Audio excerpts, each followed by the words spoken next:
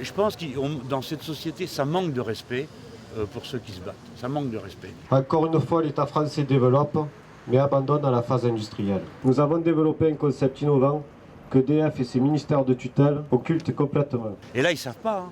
Ils ne savent pas comment ça se passe, comment ça marche, ils ne sont pas au courant.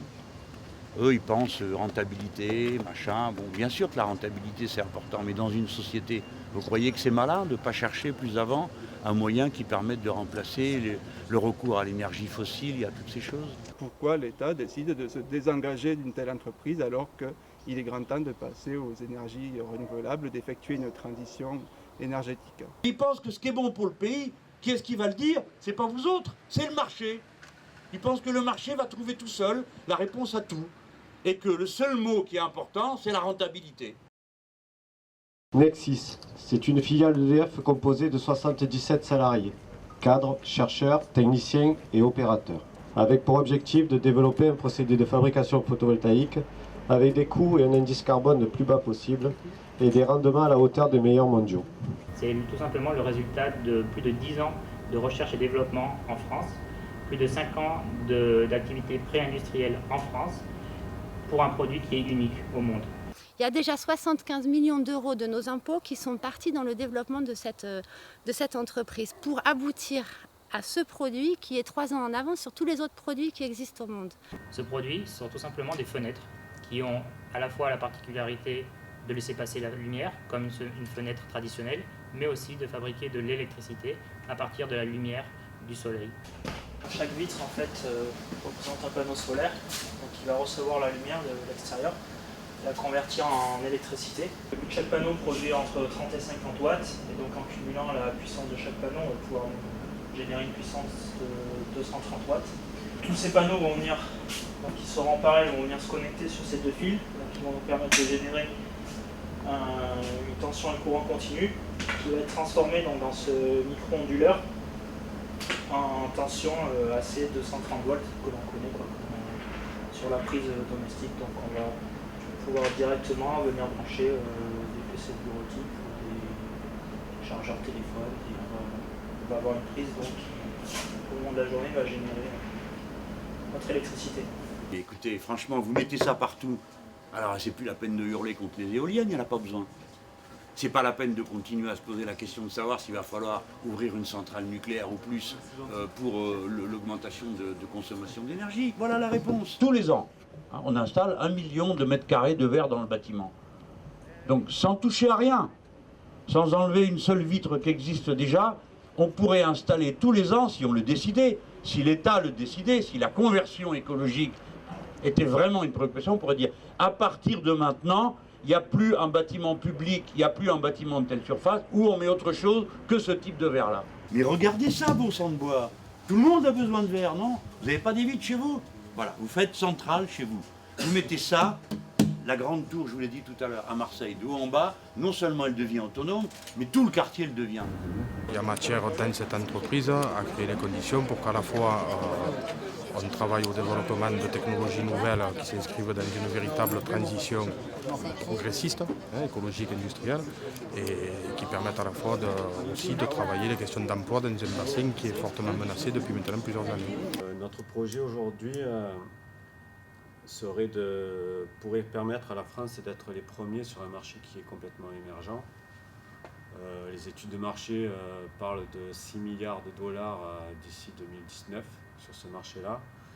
Sachant l'avance technologique qu'on a sur notre concurrence asiatique, ce serait une opportunité. Pourquoi l'État, aujourd'hui, alors qu'il se vante d'organiser COP21, ne fait pas tout pour soutenir Nexis? C'est quand même important, on est en pleine transition énergétique, vitrage photovoltaïque. Je ne sais pas pourquoi on nous ferme, quoi. Avec tous ces arguments, il n'y a aucune raison valable. Là, on voit très bien que les panneaux photovoltaïques, c'est l'avenir, en tout cas pour l'ensemble des citoyens français. Et malgré ça, EDF, qui est filiale, qui est maison mère à 75%, souhaite fermer la Nexis. Donc on voit très bien que le discours et les actes ils sont en décalage. Comment peut-on imaginer une seule seconde que les 25 millions qui manquent pour passer en vase industriel ne sont pas trouvés? EDF a de l'argent pour payer les retards. de l'EPR a de l'argent pour acheter Areva, des milliards, et il n'y a pas 25 millions pour un investissement de cette nature. Par souci de rentabilité, de stratégie purement financière. Mais ça n'a pas de sens de dire c'est pas rentable. Bien sûr qu'au début, certaines techniques révolutionnaires ne sont pas immédiatement rentables. Mais sur 4, 5, 6 ans, ça change complètement. Ça le devient. Et en plus, les brevets de cette entreprise sont détenus en partie par EDF. Et au moment justement de développer et de récolter les fruits de ce travail sur un modèle justement de croissance verte et de création d'emplois sur un modèle social pour les salariés qui sont au chômage dans ce pays et montrer justement dans l'Union européenne développer des industries porteuses de progrès social et environnemental, et bien on veut le fermer encore une fois pour délocaliser en plus en Chine et créer d'autres sociétés. Donc on voit bien que derrière il y a des intérêts particuliers aussi, et il faut le dire, au sein même d'ailleurs des entreprises d'État et de l'appareil d'État. Donc c'est scandaleux. Les élites, non seulement sont capables, lorsque des procédés sont produits, de les vendre sans aucune considération pour l'intérêt général ou de les empêcher, mais elles sont aussi capables de quelque chose de plus grave, qui est de bloquer l'avancée scientifique et technique pour tel ou tel profit qui doit être protégé. Je pense que la première difficulté, ça a été de faire parler de nous. On a eu beaucoup d'omerta. EDF a fait un gros lobbying. On a apporté un projet de reprise, mais même là, ils ont fait un lobbying pour pas que ce projet se fasse. Quand on demande 25 millions pour une boîte qui peut être l'avenir du pays, alors là, c'est fini, il n'y a plus personne. Donc la décision est politique, il ne faut pas passer à côté de ça. Ce n'est pas le marché qui fait la décision, elle est politique. Une politique du double discours, c'est-à-dire dans le discours une politique écologiste et de progrès social. On attendait un changement sur l'honnêteté, l'intégrité, et encore plus venant du Parti socialiste. On attendait un changement profond sur la question de l'emploi et des engagements. Et je crois que la politique qui est menée, elle parle d'elle-même. On a un affichage, une communication de gens qui sont aguerris à la politique avec Ségolène Royal et François Hollande, qui sont dans la pure, malheureusement, qui sont dans la pure communication, on le voit. C'est le paradoxe gouvernemental aujourd'hui entre les paroles, et les lois et les actes. C'est qu'une entreprise détenue à 100% par l'État, dans le cadre de la loi de transition énergétique, c'est la première entreprise qu'on ferme, en sachant que c'est un fleuron, ça peut être l'entreprise du futur. Et la France peut avoir la chance d'avoir le monopole du marché avec cette entreprise. Donc on voit très bien ce qui est à l'œuvre en fait. Quand on met tous les dossiers bout à bout, c'est une démarche globale qui est en place. Et donc on a bien compris la stratégie patronale, qu'aujourd'hui, leur but uniquement, c'est de détruire tout le tissu industriel sur notre département. Notre département a le malheur d'être bien ensoleillé, la preuve, d'être au bord de mer, et bon, beaucoup de touristes y viennent. Et on sent très bien que depuis des années, la CGT le dit depuis 25 ans sur ces tracts, que certains capitalistes en tout cas aimeraient bien faire des Bouches-du-Rhône le bon cul de l'Europe. Et on voit qu'à travers ce dossier, parmi tant d'autres, il y a une volonté à chaque fois d'essayer de casser l'industrie et mettre à la place des restaurants, des marinas, des hôtels, avec des emplois pas du tout aussi pérennes que l'industrie d'ailleurs. La situation de Nexis ne fait pas exception dans notre département, vu les attaques qui sont portées sur l'ensemble du territoire, que ce soit Total, la SNCM, Alteo, Saint-Louis Sucre, Moulin Morel, la centrale de Gardanne, le Grand Conseil de la Mutualité, la santé, le service public et bien d'autres.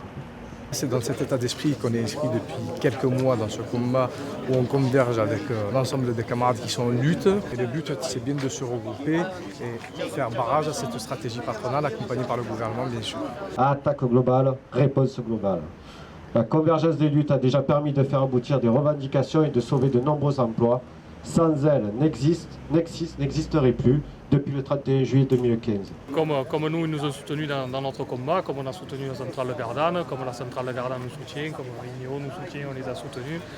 On est là en convergence pour être le plus nombreux pour gagner nos batailles. Nous devons amplifier ce processus et l'élargir afin d'atteindre notre objectif qui est celui d'un changement de société. Nous devons amplifier notre mobilisation afin de gagner ce projet. Nous réaffirmons ici notre détermination. Ils veulent nous fermer, nous ferons une usine. Vive les salariés de Nexis, vive les travailleurs en lutte, vive la CGT. Ceux qui vivent sont ceux qui luttent.